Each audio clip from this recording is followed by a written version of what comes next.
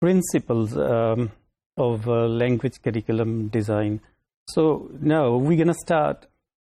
We're going to start the principled approach to language curriculum design in the context of English as a foreign language. Okay, so most of the information discussed here is taken from Nation and McAllister's book, Language Curriculum Design.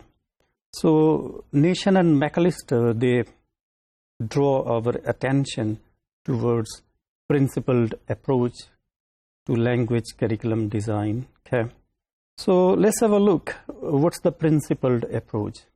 What are its features and how we can take up this approach? Right.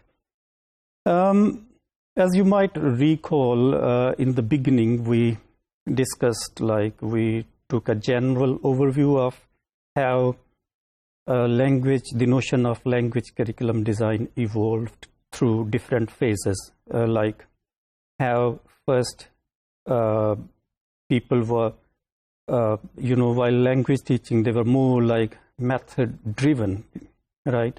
And there was a great fascination with the use of methods, and obviously it was thought like if a teacher employs good, effective method, and if it works, the language teaching can be a success. Then came the issue of syllabus design, and then came the issue of English for specific purposes.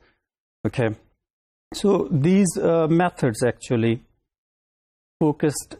I'm talking about pre-1970s era, when language teaching, was primarily fixated about understanding nature of language or the nature of learning language. Okay, so that was like if you know a method, you can teach well.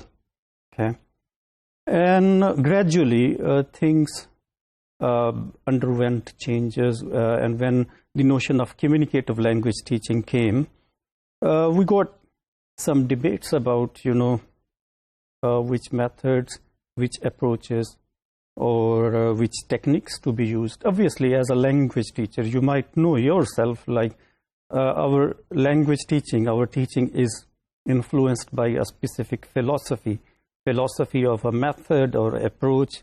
So we always carry the notion of a method, approach, or a technique while we are in the classroom, right? So primarily language curriculum design was seen as something method driven, right? So with the coming of communicative language teaching approach, we got a principled approach, and the reason has been the reason behind its emergence.